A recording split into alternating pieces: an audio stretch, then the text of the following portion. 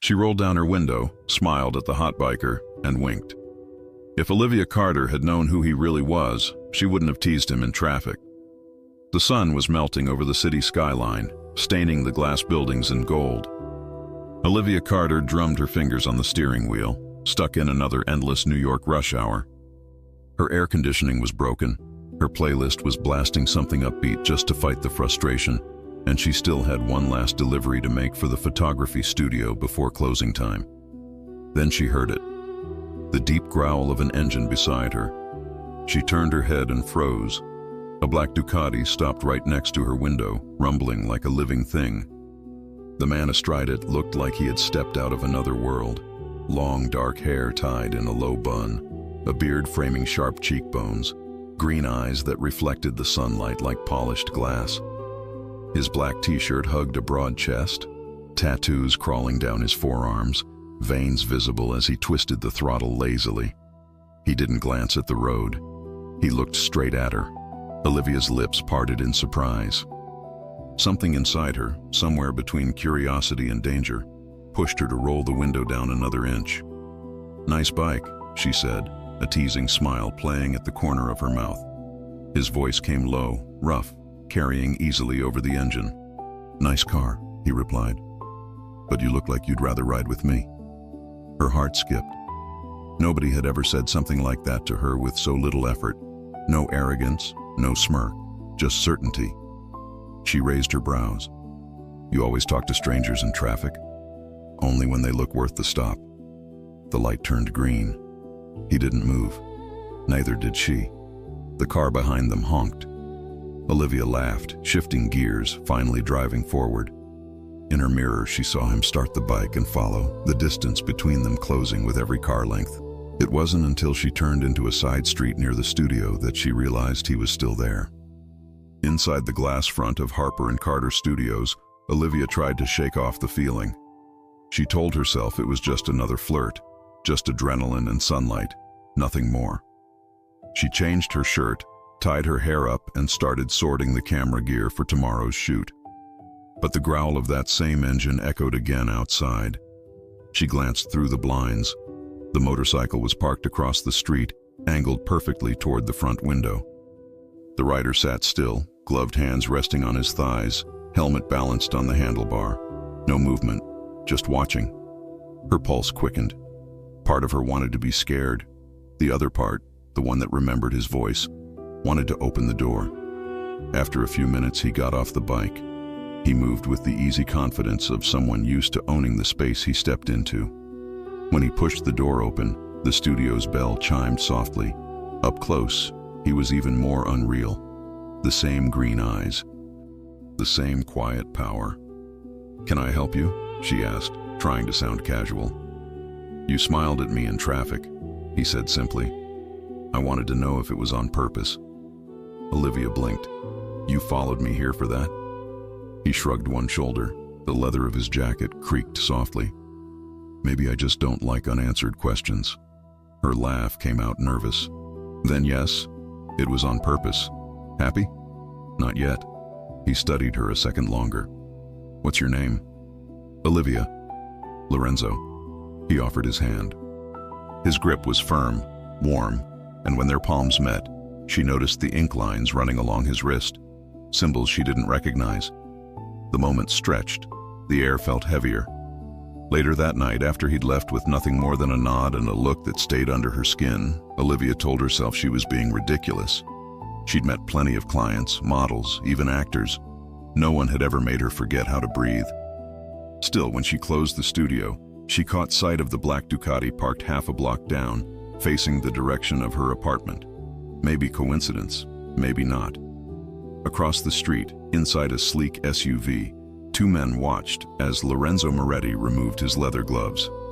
"Boss," one of them said quietly, "you sure it's smart to ride around without backup? The Rossi crew's been sighted uptown." Lorenzo ignored him, his eyes still on the studio window where Olivia had just turned off the lights. "Find out who she is," he said. "Name?" "Olivia Carter, Harper & Carter Studios. Don't approach her, just information." The man nodded, pulling out a phone. "You want us to make contact?" "No." Lorenzo's gaze hardened. If anyone else does, I'll know. When he spoke again, his tone dropped to the quiet command that made men twice his size fall silent. No one touches her. The Ducati roared back to life moments later, disappearing into the night. Inside her small apartment, Olivia poured herself a glass of wine and tried to focus on her phone. But the memory of that look, those eyes, wouldn't leave her. She thought of the way he'd said her name once, slowly, like he was memorizing it. Olivia. She smiled to herself, shaking her head. He's probably some rich guy with a midlife crisis motorcycle, she muttered, setting the glass down. Outside, under the glow of a streetlight, a black SUV stopped at the corner. One man stepped out, placed a small device under her car bumper, and got back in without a word. From a distance, Lorenzo watched from the bike, expression unreadable. He'd told them not to touch her. He hadn't said they couldn't protect her. When she opened her curtains the next morning, she noticed the same bike across the street again. Same spot, same man. And for reasons she couldn't explain, instead of fear, what she felt first was a flutter of excitement. The kind that starts in the chest and spreads like fire. Olivia Carter had no idea the man she flirted with didn't chase women. He chased problems, and she had just become one. Olivia was not the kind of woman who scared easily. She worked with strangers every day, carried cameras in bad neighborhoods sometimes, and had already kicked out more than one man who thought photography studio meant I can talk to the girl at the desk like she's on an app. She knew how to smile, how to set boundaries, and how to pretend she didn't notice when someone stared too long. But she had never had a man come back the next day. Not just any man. That man. At 9:12 a.m., the studio bell chimed. She was alone. Harper, her business partner, had gone to a meeting. The sun was coming in through the big front windows, dust floating in the air. Olivia was editing pictures on her laptop, hair up, t-shirt tied at the waist. When she looked up and saw him, her heart did the same stupid thing it had done in traffic. Lorenzo Moretti filled the doorway like he belonged there. Today, he wasn't in full biker mode. He wore a fitted dark shirt with the sleeves rolled to his forearms, showing the tattoos she'd only partially seen the day before. His long dark hair was pulled back in that low knot again. His beard was trimmed, his jaw clean. And those green eyes scanned the room once, landing on her like she was the only reason he'd come. "Morning," he said, voice low, casual, like they'd known each other for weeks. Olivia stood up a little too fast. "You again. You say that like it's bad." "It's surprising." She crossed her arms, partly to look confident, partly because his gaze had dropped, just for a second, to the hem of her tied t-shirt. "Do you always follow women who smile at you in traffic?" "Only the reckless ones," he said. "And you smiled twice." She tried not to smile a third time. "Do you need something, Lorenzo?" "I wanted to see you." That threw her off. No line, no excuse, no, "I left my wallet." Just the truth. She tilted her head. "You came all the way here just to see me?" "I was close." He took a few steps in, the leather of his boots tapping softly on the floor. "And I wanted to make sure you got home safe yesterday." Her brows pinched. "How would you even know that?" He didn't answer. Instead, he reached for something in his pocket and set it on the counter. A small box of pastries from the bakery across the street. "You skipped dinner," he said. "You look tired. Were you watching me?" "Someone has to." There should have been alarm bells in her head. Instead, there was heat in her cheeks. "You're very sure of yourself," she said. "I'm very sure of what I want." His eyes didn't leave hers. For a second, the studio felt too small. To break the tension, she moved around the counter. "I have a shoot at 11. I can't really..." "It won't take long." He turned slightly, sensing movement outside. Olivia saw it too, the reflection of a man passing by the window a little slower than normal. Lorenzo's eyes narrowed. He shifted, placing himself just a bit between her and the glass, so subtle she almost missed it. "Is everything okay?" she asked. "Do you know him?" he asked back, without looking away. She glanced. "No, we get people looking in all the time." He stayed where he was until the man was gone. Only then did he look back at her. "You should be more careful. I run a studio with big windows, Lorenzo. People are going to look. I'm not talking about your studio." His tone was different now, not flirtatious, not playful, protective, warning. Olivia swallowed. "Is this the part where you tell me who you really are?" His lips curved the tiniest bit. "Not yet." She let out a breathy laugh. "Then what are you doing here? I wanted to see if you'd still smile at me when I wasn't on a bike." She rolled her eyes. "You mean when you're not being dramatic in traffic? You liked it." "Maybe." His gaze lowered to her mouth. "You did." Her pulse skittered. She stepped back, not because she wanted to, but because the way he was looking at her made her think about things she absolutely did not have time to think about on a Thursday morning. "Do you want coffee?" she blurted. He nodded once. "Yeah." She went to the small kitchenette behind the backdrop rack. When she turned, he was there, not too close, but close enough for her to smell his cologne, warm, expensive, masculine. He took the cup from her hand, and for a second their fingers overlapped. His hand was warm, big, tattooed. Her eyes dropped to it before she could stop herself. "You like tattoos?" he asked quietly. She shrugged, trying to act uninterested. "Depends who they're on." "Who do you like them on?" She looked up into those green eyes and said, a little braver than she felt, "Men who look like trouble." He huffed a soft laugh through his nose. "Then you really shouldn't be talking to me." "Maybe I like bad ideas. Maybe I don't want you to get hurt because of one." There it was again, that edge. "Because of you?" she asked. "Why would I get hurt because of you?" Before he could answer, the bell over the door chimed again. This time it wasn't Lorenzo's energy that filled the room. It was something jumpier, more invasive. "Olivia," a male voice called. "Hey." She closed her eyes briefly. Oh God. A tall, thin man in a too-tight dress shirt walked in, holding a folder. "You didn't answer my texts, so I figured I'd just swing by. We still need to talk about the wedding package." He stopped when he saw Lorenzo. The difference between the two men was almost funny. The new guy, Ethan Blake, a client-turned-annoying acquaintance, shifted awkwardly, eyeing the broad-shouldered stranger with the tattoos and tied-back hair. "Oh," Ethan said. "Didn't know you were with someone."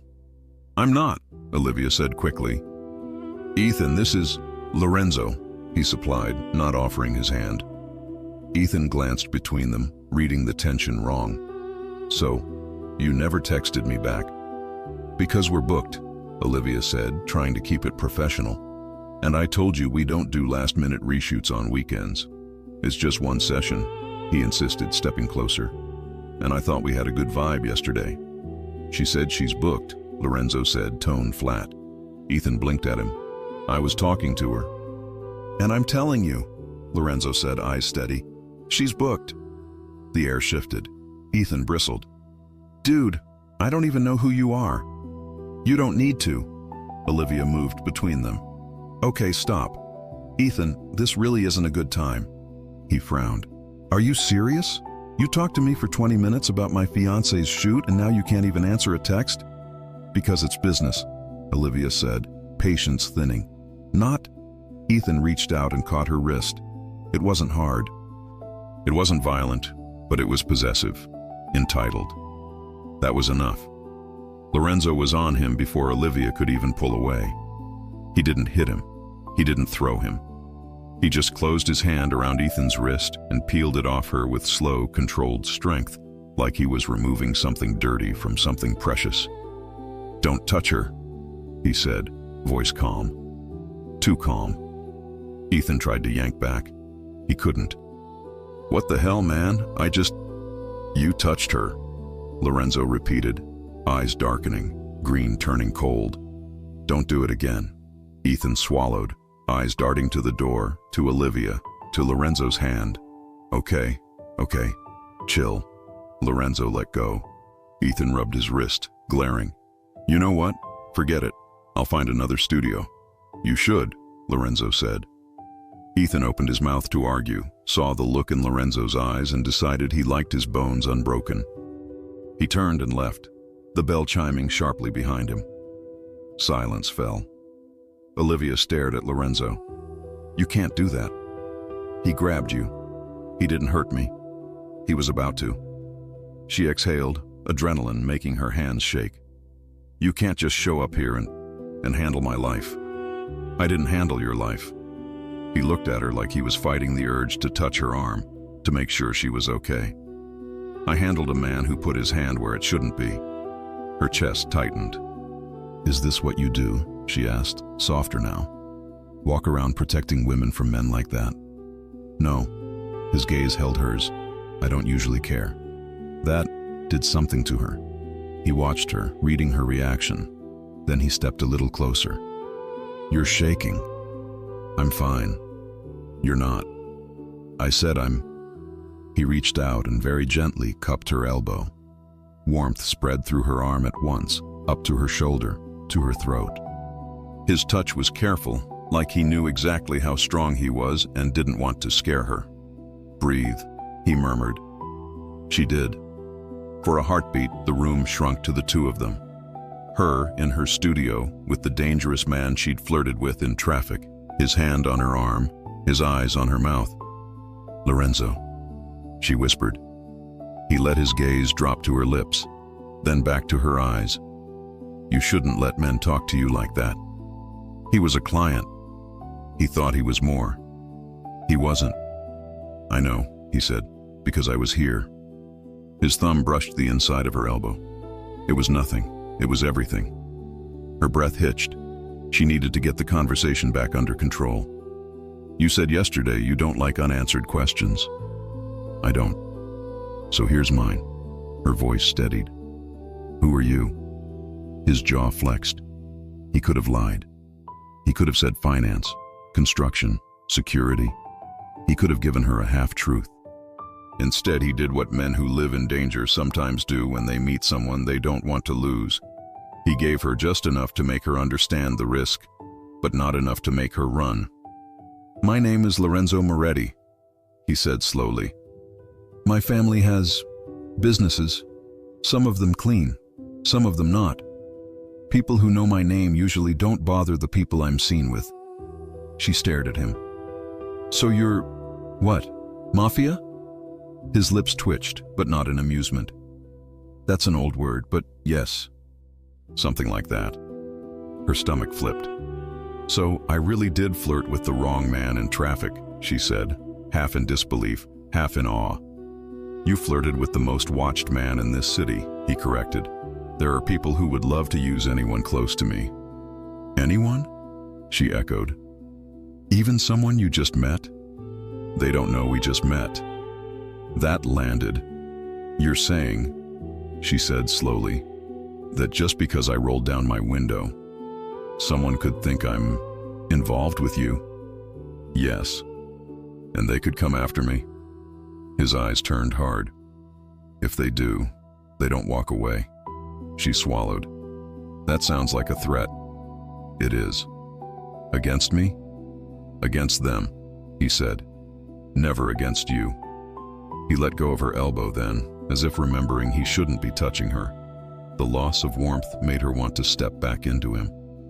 "Look," she said, rubbing her arm. "I didn't mean to cause you trouble. I didn't know who you were." "You didn't," he agreed. "That's why I'm here. To warn me. To protect you." She stared. "From who?" He glanced toward the window again, the muscle in his jaw ticking. "From anyone who saw you smile at me." Her heart pounded. "That's ridiculous. That's my world." She was quiet for a moment. "And you just brought me into it because I smiled?" He held her gaze. "Because I liked it." That honesty made her chest ache. Before she could reply, his phone vibrated. He checked it, eyes narrowing. "What is it?" she asked. He didn't answer right away. Then, in that same calm tone, he said, "One of my men just told me someone ran your plate last night." Her blood ran cold. "What? You were followed, Olivia?" She shook her head. "No, I would have seen. They were good," he said. "Not mine." "Not yours?" she repeated, voice higher. Then whose? That's what I'm going to find out. He slipped his phone back in his pocket and looked at her, decision already made. You're not staying here alone, he said. What? You heard me. You can't just... I can. His eyes softened, even as his voice stayed firm. Pack what you need. You're staying somewhere safer tonight. I don't even know you, she argued. You know enough. That you're mafia? That I won't let anything happen to you. Her breath caught.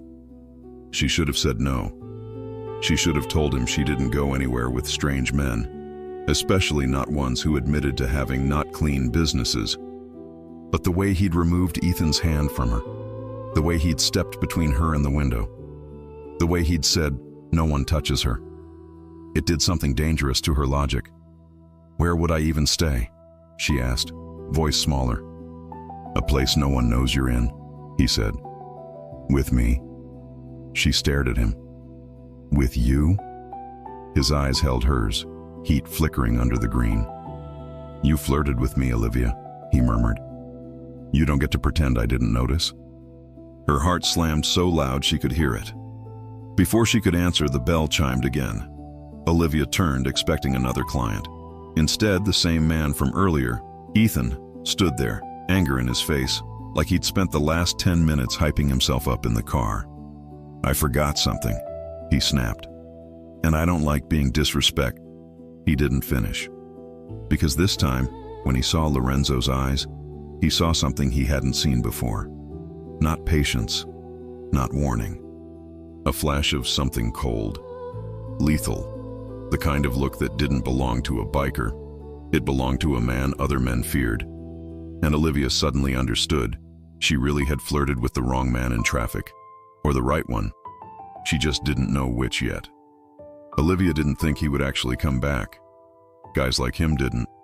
Guys like him were the kind you saw once at a red light, flirted with, laughed about with your best friend, and never met again. They didn't show up at your workplace the next morning looking like sin in a black shirt and sleeves rolled up, like they had all the time in the world to stand there and watch you. But Lorenzo Moretti did.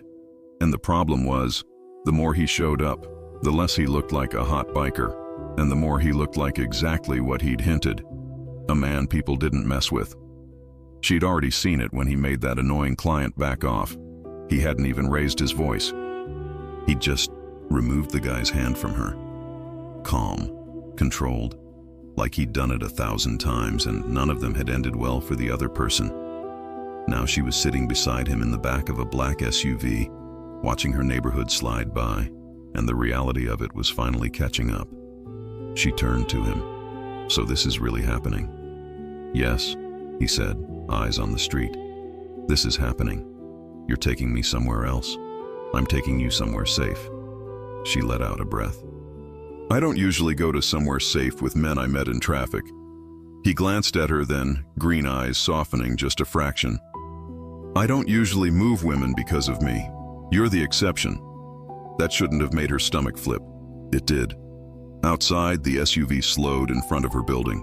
Ordinary brick, old stoop, mailboxes that stuck sometimes. Nothing about it said mafia related. That was the problem. It was easy. Easy to reach, easy to follow, easy to hurt. Lorenzo turned his body toward her, forearm on the back of the seat.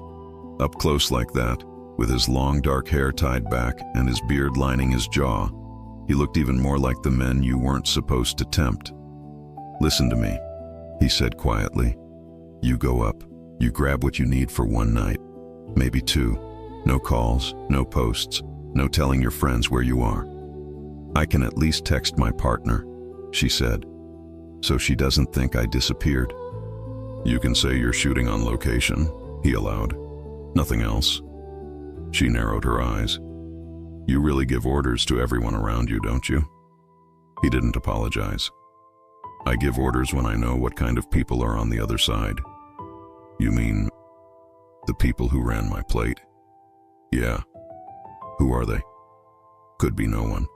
Could be someone trying to see if they can get to me through you. His jaw tightened. Either way, I don't let them try. Her chest tightened at the way he said, I don't let, like the world obeyed. Okay, she said finally. I'll be fast. He shook his head. 3 minutes. 3? If you're not back in 3, I'm coming up. That's bossy. That's alive. She rolled her eyes, but there was a smile hiding there. Fine. He reached for the door handle, then stopped and looked at her one more time. Olivia. What? Don't open the door for anyone but me. That time she didn't joke. Okay. She stepped out. From his seat, Lorenzo watched her cross the street and disappear inside the building. The driver kept the engine on. The second man in the passenger seat had a tablet open, already pulling nearby traffic cameras. Talk to me, Lorenzo said. Same IP from yesterday, the man said.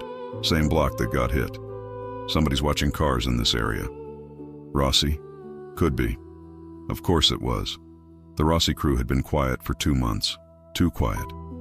And then Lorenzo gets seen with a woman, and suddenly someone is sniffing around her street? No coincidence. He drummed his fingers once on his knee, then looked at the front door again. 1 minute had passed. Inside, Olivia was moving. She unlocked her door, dropped her bag on the couch, and went straight for the bedroom. She didn't have much to pack. 2 outfits, underwear, makeup bag, laptop. Her mind was moving faster than her hands. Was she really doing this? Yes. Because an actual mafia man told her someone ran her plate. Because an actual mafia man had looked at her like she was already his responsibility. She zipped her bag and heard it. A sound from the front door. Not the knob, the lock. She froze. Lorenzo? She called. No answer. Her heart kicked up. Slowly, she stepped out of the bedroom and into the short hallway that led to the living room. The door opened. It wasn't Lorenzo. A man in a dark hoodie and cap slipped inside like he'd done it 1,000 times. He wasn't looking at her. He was looking at the apartment, like he was checking the layout. Then he saw her. They both froze. He wasn't big. He wasn't scary looking. He was just wrong. Wrong place, wrong time, wrong face. And he absolutely did not belong inside her apartment. Olivia's mouth went dry. The man's eyes darted past her to the bedroom. Maybe he thought he could shove her and run. He didn't get the chance. From the hallway came a voice she already recognized. Deep, sharp, and now carrying a command that could cut through walls. Olivia, get back! She didn't even think. She obeyed. She jumped behind the end of the couch as footsteps stormed up the stairs and into her door. Lorenzo was there in seconds, moving like someone who'd been trained to enter rooms. He grabbed the intruder before the guy could bolt back out, slamming him against the wall right beside the door. It wasn't wild, it wasn't messy, it was clean, efficient, controlled violence. Who sent you? Lorenzo growled in the man's ear. The intruder squirmed, trying to get out of his grip. He couldn't. Lorenzo was taller, stronger, and absolutely not in the mood. I was just... Wrong answer. Lorenzo yanked the man's arm up behind his back. Who sent you? Man, I was just told to check. To check what? Lorenzo pushed harder. The man hissed in pain. To check if she lives alone? To check if I was lying about seeing her? To check if you could grab her? Olivia clutched the back of the couch, watching with wide eyes. Her heart was pounding so hard it hurt. This was not a joke anymore. This was not hot biker. This was something else. This was the part of him people whispered about. Name, Lorenzo said. No name, I swear, the man said, breathing fast. Guy just said the biker was seen with a girl. We just wanted to see. Lorenzo's eyes went ice cold. He looked over his shoulder at Olivia. You see? He said, voice lower now. I told you. She swallowed. You were right. He called over his shoulder, not taking his hand off the intruder. Bring him down. The 2 men from the SUV were already at the door. They took the intruder from Lorenzo like this was routine, like this was just another Tuesday for them. Quiet, Lorenzo told them. No neighbors.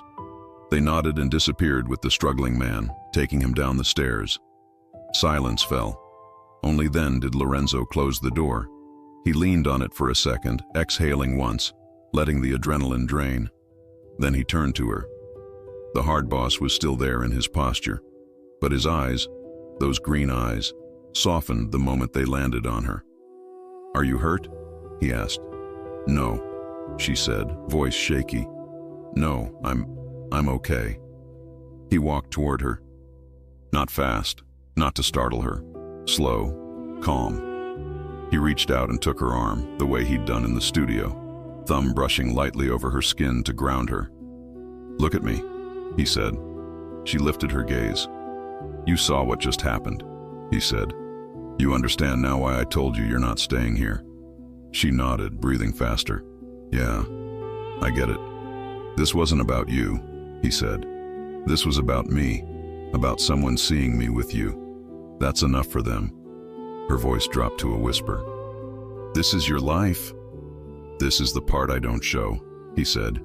"This is why I don't date outside the circle. This is why I don't let people get close." "But you came to see me," she said. He dipped his head just a little. "I know. And now I'm in it." "You smiled in traffic," he said, a hint of something like regret and amusement mixed together. "You made it hard." Despite the situation, a small, breathless laugh escaped her. "So this is my fault?" "It's our fault," he corrected. "I should have kept writing." "You didn't." "No." His eyes lingered on her mouth. "I didn't." For a moment, the room was full of the aftertaste of danger and the beginning of something else. His hand was still on her arm. Her body was still buzzing from the scare. The combination made everything feel sharper. His scent, his warmth, the way a strand of his long hair had come loose from the tie and fallen near his cheek. She wanted to reach up and tuck it back. He seemed to feel it because he pulled his hand back before either of them crossed a line. "Get your bag," he said, gentler now.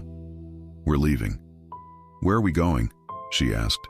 "A place where they don't know you exist." She hesitated. "With you." "With me," he confirmed. "I'm not letting you out of my sight until I know they got the message." She stared at him, at the man who, less than 24 hours ago, was just a gorgeous stranger on a motorcycle. Now he was a shield, a problem, a temptation. "You do this with a lot of women?" she asked, only half joking. He shook his head once. "No, I don't let a lot of women become problems." She bit her lip.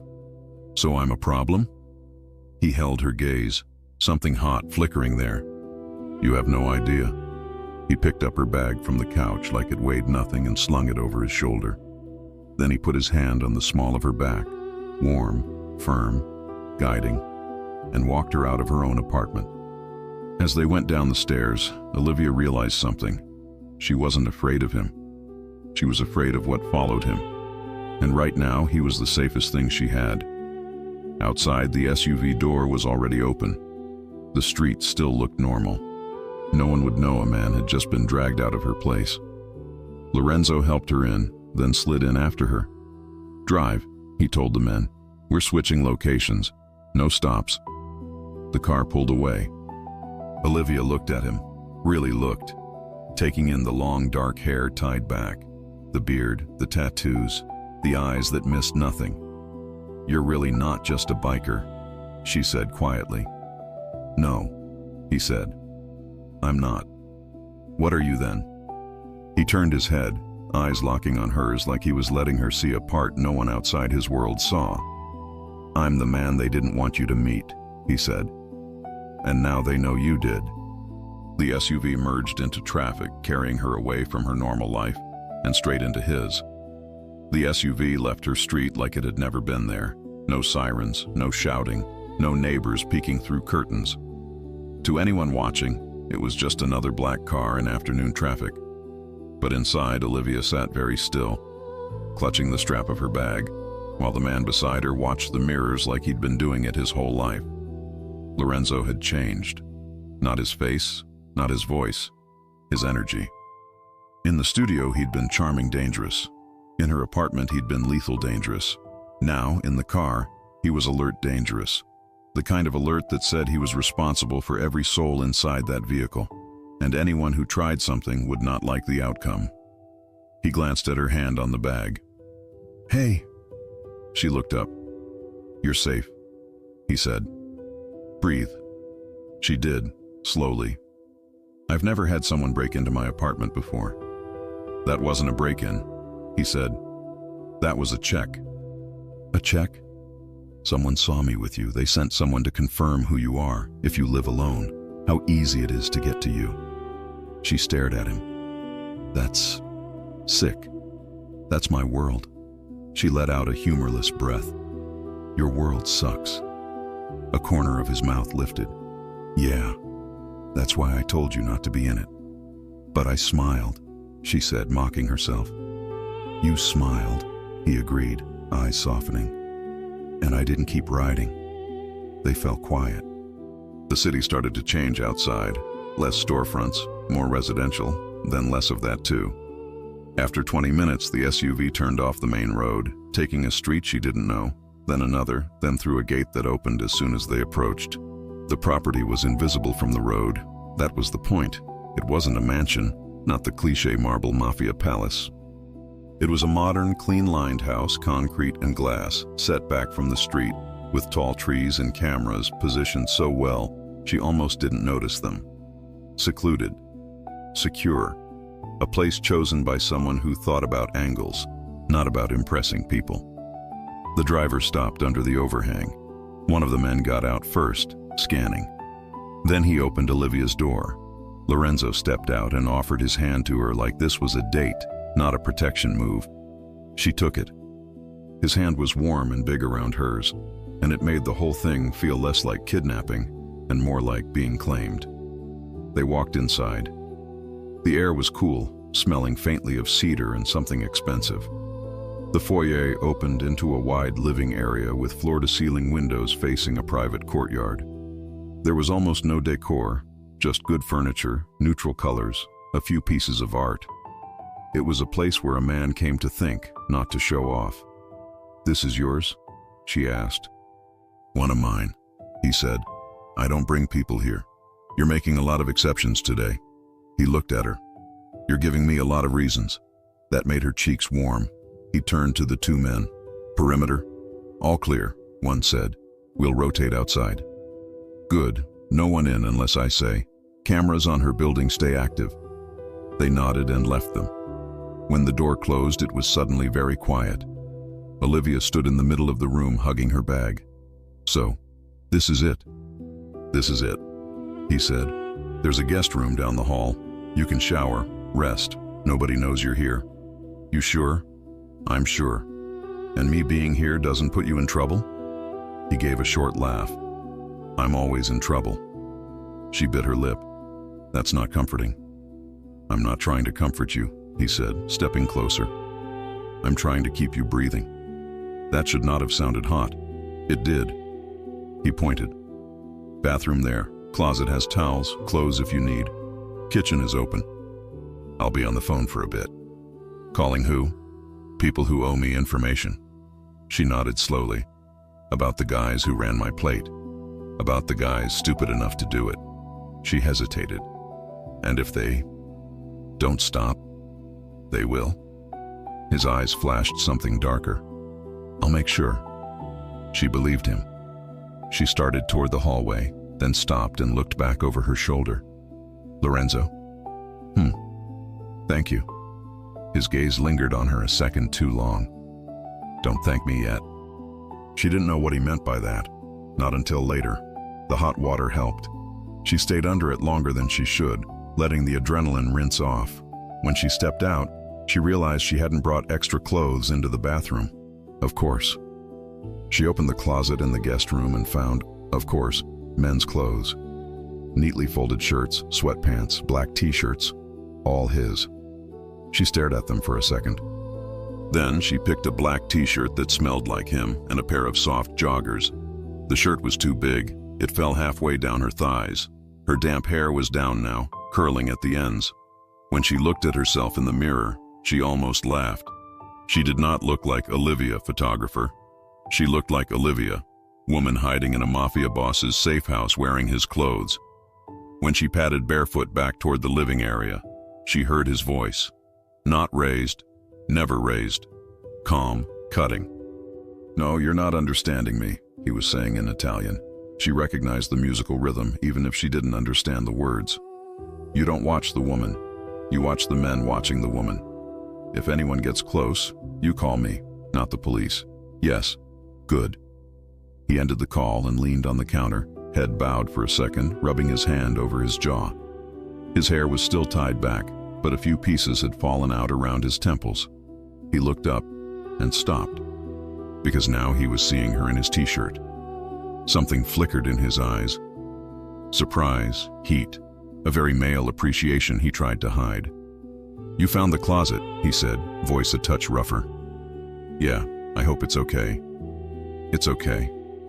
"Sorry, I didn't bring clothes in the bathroom." "It's okay, Olivia." He said her name like that again, slow, low, and it crawled right under her skin. She walked toward the kitchen island. "So? Any news?" He watched her walk. He didn't bother to disguise it. "Yeah," he said. "It was Rossi." "Rossi? Another family, not as big, not as disciplined. They saw me with you and thought it was a good way to poke. To test you? To see how fast I react, to see if I let it slide. And do you?" His eyes hardened. "No. Are they going to come here? They don't know about here. And if they find out?" "They won't," he said. "And if they do, they won't leave." The way he said it made her shiver. Not from fear, from the sheer certainty in his voice. He didn't just talk like a man with money, he talked like a man with soldiers. She leaned on the island. "So, what now? We just hide?" "We don't hide," he corrected. "We make it clear you're off limits." She blinked. "How do you make something like that clear?" "I tell them." She huffed. "And they just listen to you?" He walked around the island, slow, deliberate, stopping a few feet from her.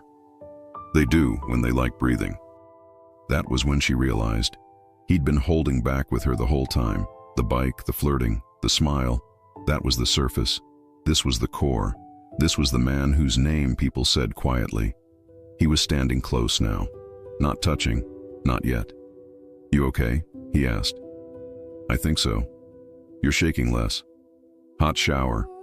"Or," he said, eyes dipping to the hem of his t-shirt on her thighs, "you finally relaxed." That made her pulse jump.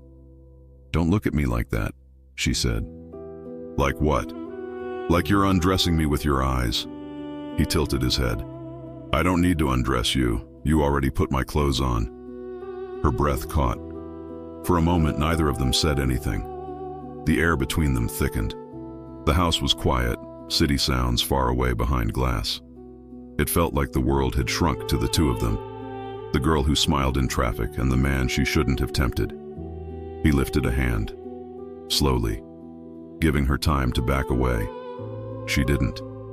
His fingers touched her jaw first, calloused thumb brushing where her pulse beat. He turned her face toward him, gentle but firm, like he was used to having people follow his touch. "Lorenzo," she whispered. "This is why I don't do this." He murmured back, "Because once I start, I don't like stopping."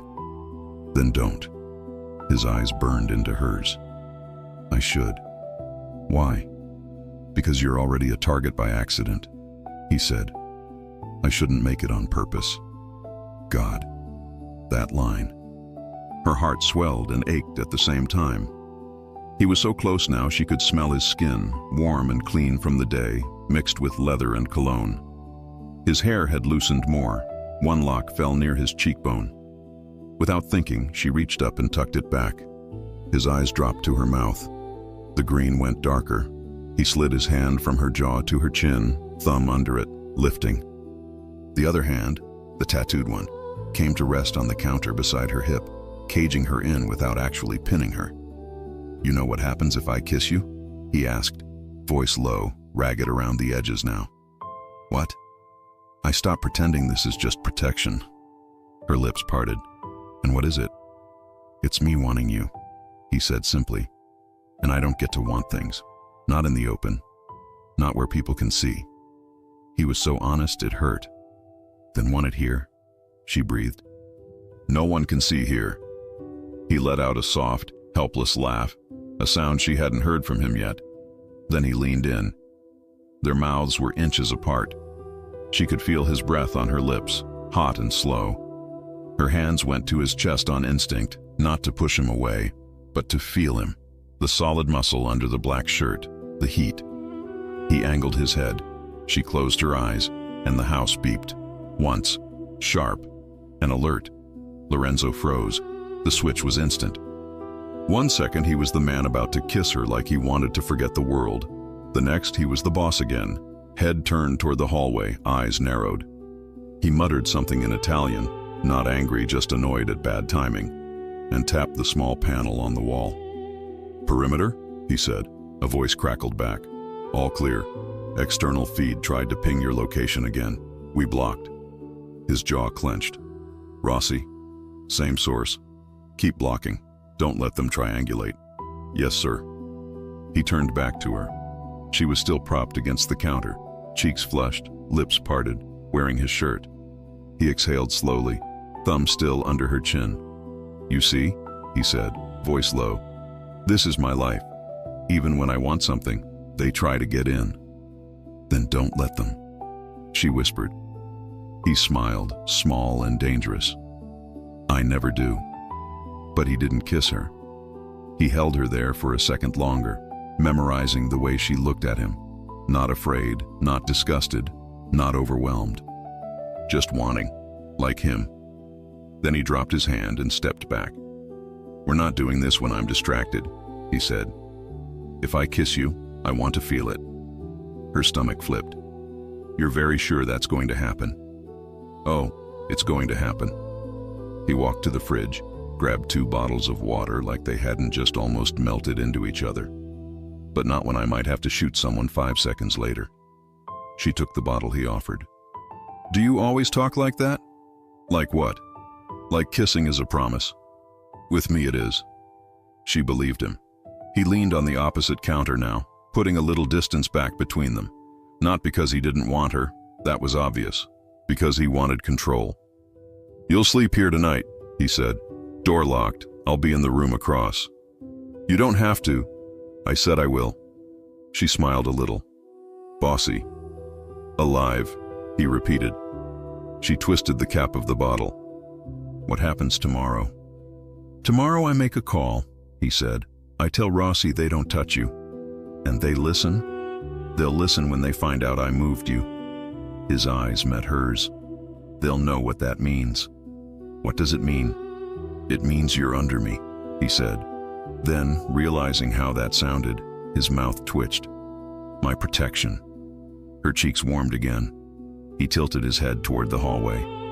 "Go rest. You've had enough for one day." "And you?" "I'll be up a while." "Working?" "Watching," he said, "making sure no one finds you twice." She hesitated in the doorway, fingers playing with the hem of his shirt. "Lorenzo?" "You said you don't usually let women close." "I don't." "So why me?" He held her gaze for a long moment, green eyes softer now, the boss fading, the man talking. "Because you smiled at me like you didn't know me," he said. "Like I was just a man on a bike. That's what you were to me." He nodded once. "I liked that." She smiled, small, real. "Good night then." "Good night, Olivia." She disappeared down the hall. Lorenzo stayed where he was, staring at the dark glass, watching his security feeds one by one. Outside, his men stood guard. On another screen, he still had a view of her building. Police on the sidewalk now, pretending nothing unusual had happened. He should have felt tired. Instead, all he could think about was the way her lips had parted under his thumb. And how, for the first time in a long time, someone had become a target around him by accident. And how that accident was turning into exactly what he'd been trying to avoid. The first thing Olivia noticed when she woke up was silence. Not city silence. The fake kind filled with distant sirens and neighbors arguing. This was real quiet. Outside, birds. Somewhere far away, a car.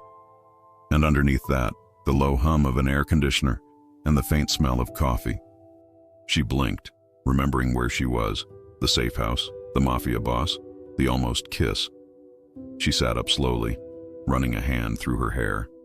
The t-shirt she'd slept in still smelled like him, clean, masculine, impossible to ignore. Her heart thumped just thinking about how close he'd been last night, how his thumb had tilted her chin, how his breath had brushed her lips right before the alarm interrupted. God. She pushed the blanket off, found her phone on the nightstand. No signal. Right, he'd blocked it. For security. She rolled her eyes. Of course. When she opened the door, the smell of coffee got stronger. She followed it to the kitchen and froze in the doorway. Lorenzo was already up. He stood by the counter, hair loose this time, the long dark strands falling around his face as he poured 2 cups. His black t-shirt stretched across his shoulders, tattoos visible down his forearms. Morning light filtered through the tall windows, catching the green in his eyes when he looked up. "Morning," he said. "Morning." Her voice came out softer than she wanted. "You sleep?" "Eventually." He handed her a cup. "Good. Drink." "You always give orders before caffeine?" she asked. He smiled, small but real. "Always." She took a sip, then leaned on the counter across from him. "So what's the plan today, boss?" He raised an eyebrow. "You mocking me or promoting me?" "Both." He chuckled quietly, then set his cup down. "I have to meet someone. About Rossi. Someone like who? Someone who owes me a favor." She watched him, the ease in the way he said it. Like this kind of meeting could end in either handshake or bloodshed, and it made no difference to him. "And me?" she asked. "You stay here. Alone? You'll have guards outside." She shook her head. "I'm not a child, Lorenzo." "No," he said, stepping closer. "You're a woman who's been followed, targeted, and almost attacked. I'm not leaving you unguarded. That's not your call." "It is," he said, "as long as they think you're mine." That stopped her. "Yours?"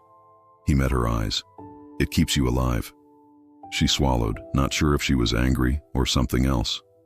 "And what if I don't want to be anyone's anything?" "Then you can leave when it's safe," he said. "But right now, it isn't."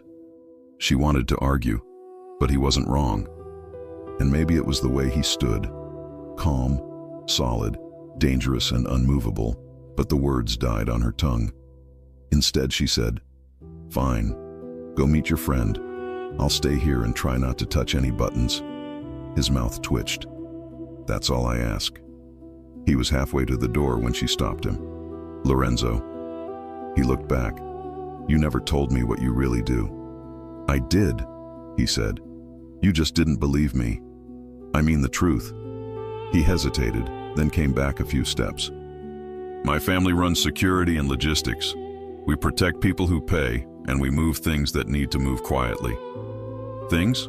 "Information, money, sometimes favors." "Illegal favors?" "Depends who's asking." She stared at him. "And you're the boss." He didn't deny it. "How do you live with that?" she asked. "Knowing people fear you?" He studied her for a long moment. "People fear what they don't understand. I don't hurt people who don't deserve it. That's not really the same as innocent." "No," he said quietly. "It's not." He picked up his keys, locked the door behind me. Then he was gone. The day crawled. Olivia wandered the house, restless. The walls were too white, the windows too clean. Outside, 2 men stood near the gate, sunglasses, earpieces, no smiles. Inside, her head spun. Who was this man? One part of her said to leave the second she could. Another part whispered that she was safer here, with him, than anywhere else. And underneath that, something more dangerous whispered that she didn't want to leave. She ended up in his office. It wasn't locked. Just dark wood, leather, faint smell of cologne. On the desk, papers, a watch, a gun. She stopped at that. Black metal, heavy looking, sitting like an unspoken warning. Next to it, a photo in a frame. A woman, brunette, beautiful, standing beside Lorenzo in a formal suit. They looked like they belonged to another lifetime. Her chest tightened. She didn't even know why. Footsteps behind her made her jump. "I see you found her," he said. She turned. "Sorry, I didn't mean..." "It's fine." He walked in, loose and silent. "That's my sister. She's gone." Oh. Relief and embarrassment tangled in her throat. I thought... He smiled faintly. Not an ex. Good to know. Jealous? He asked, tone teasing. Curious. He came closer. Curious is dangerous around me. I noticed. He leaned on the desk beside her, arms crossed, watching her. You shouldn't be in here. Door was open. So is a lion's cage, he said.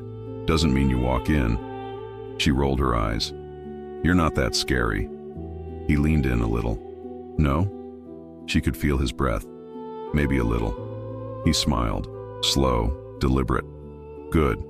For a moment, neither of them moved. The air felt heavy again, thick with whatever it was that kept pulling them closer no matter how many reasons she had to stay away. Then a knock at the door broke it. One of his men appeared. Boss, they're here. Lorenzo's jaw tightened. Who? Marcello Rossi and his driver. He cursed under his breath. Early. Olivia's heart skipped. He's coming here? Not inside, he said. We meet out back. She followed him through the house to the courtyard, stopping by the window as he walked to the gate. Two men waited, one tall, suit, grin too confident. Rossi. She couldn't hear the words, but she could see Lorenzo's posture. Straight, cold, unmoving. Whatever Rossi said made him laugh once. Then Lorenzo said something back, and Rossi's smile faded. A handshake, brief. Then Rossi turned and left. When Lorenzo came back inside, his eyes were sharp. Well, she asked. It's handled. Handled how? He knows what happens if he looks at you again. Her throat went dry. What happens? Lorenzo's voice was calm. He stops looking. She didn't ask for details. He walked past her, heading for the kitchen. You should eat something. She followed, crossing her arms. You really think threats solve everything? They solve enough. That's not how normal people live. He turned suddenly close, the edge back in his eyes. I'm not normal, Olivia. You knew that the moment you rolled your window down. Her breath caught. Then why keep pretending you are?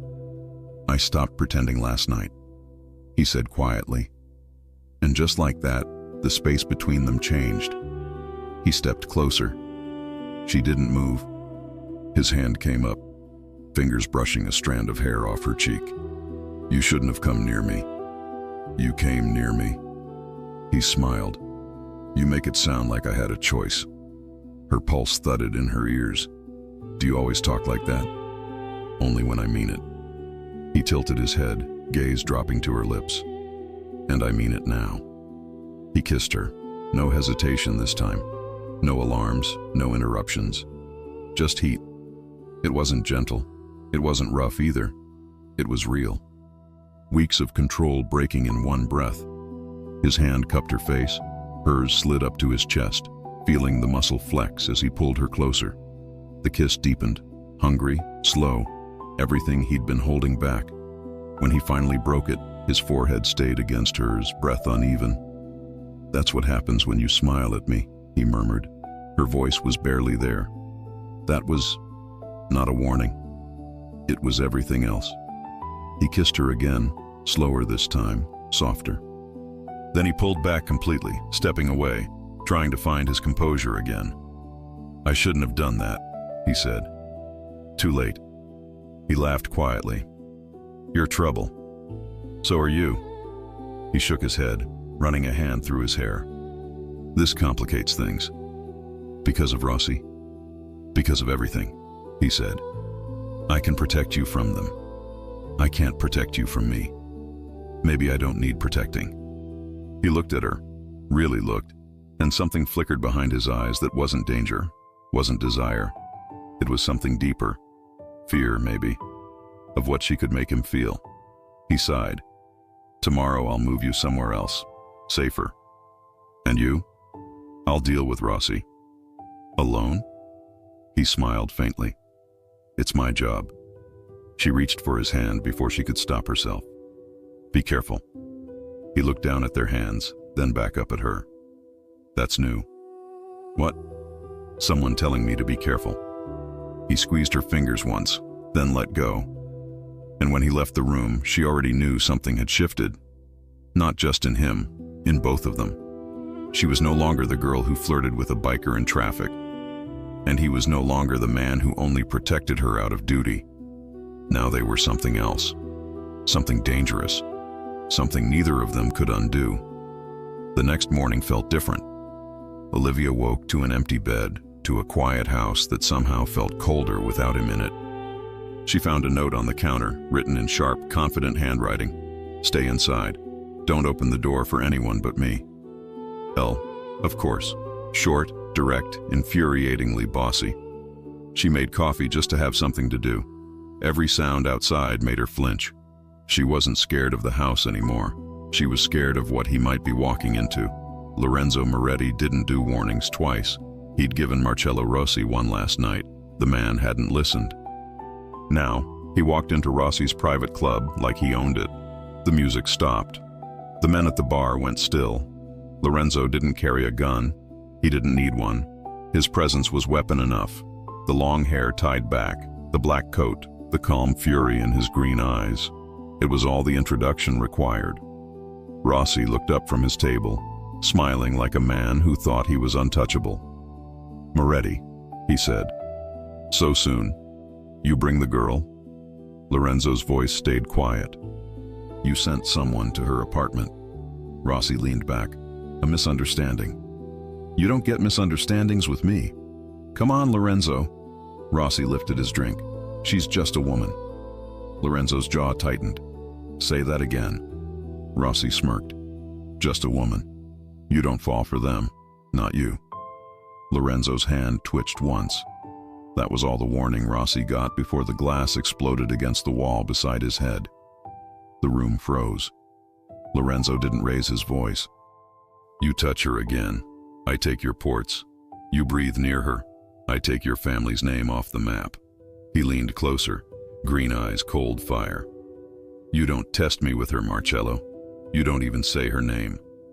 And just like that, the smile vanished from Rossi's face. Back at the safe house, Olivia tried to distract herself with cleaning, pacing, anything. But when the knock came, it wasn't Lorenzo's rhythm. Two sharp, one long. She hesitated. "Lorenzo." No answer. Her stomach dropped. She backed away from the door. Another knock, harder this time. Then a voice she didn't recognize. "Miss Carter, delivery." She almost laughed. "Delivery. Out here." She turned and reached for the phone on the counter. Dead. The signal was still blocked. The door handle moved. Her heart slammed. Oh God. Then she heard the unmistakable growl of a motorcycle outside. Loud, fast, angry. The door burst open.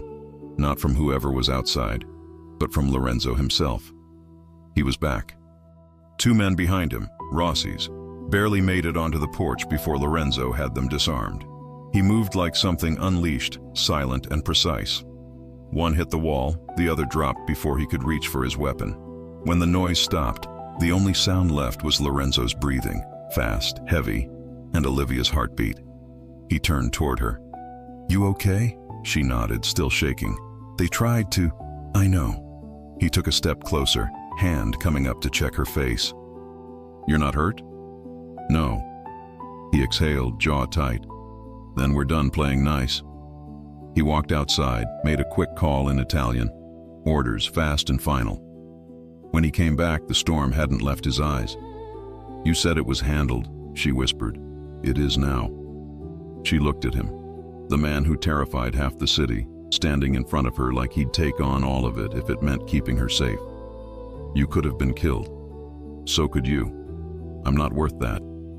He stared at her, then crossed the distance between them in two long strides. His hand went to the back of her neck, not rough, not gentle, grounding. "Don't ever say that again," he said.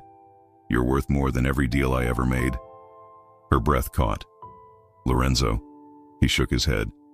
"I didn't plan this, Olivia. I don't do relationships. I don't do soft. But I swear to God, if anyone touches you again, I'll burn this city to the ground." Her eyes filled before she could stop it. "You mean that?" "Everything I mean sounds like a threat," he said. That's how you survive where I come from. But this, he leaned his forehead against hers. This is the only thing that feels like peace. Her fingers curled into his shirt, then stopped running from it. He kissed her, not the desperate kind this time. Deeper, slower, sure. The kind that said he'd already made his choice. When he finally pulled back, his voice was low against her lips. Now you know what happens when I fall for someone. What happens? They never get away. She smiled through tears. Good. A week later, the city looked different from a motorcycle. The streets glowed gold in the late afternoon, just like that first day. Only now, she wasn't in her car. She was on the back of his bike, arms around him, head resting against his shoulder, the wind whipping through her hair. No fear this time, no secrets left between them. When the light turned red, he glanced over his shoulder. "Déjà vu?" he asked. She smiled. "Maybe. You gonna flirt again?" "I might." "Careful," he said, voice teasing now. "You remember what happened last time?" She laughed. "Yeah, I fell for a mafia boss." And he fell harder. He looked forward again, a smile tugging at the corner of his mouth. "Hold on, Olivia," he said. "This time we ride together." The light turned green. The bike roared to life. And they disappeared into the city. The biker, the girl who smiled at him in traffic, and a love that neither danger nor fate could break. She flirted with a hot biker in traffic, unaware he was a feared mafia boss. Now everyone knew, and she wouldn't have changed a thing.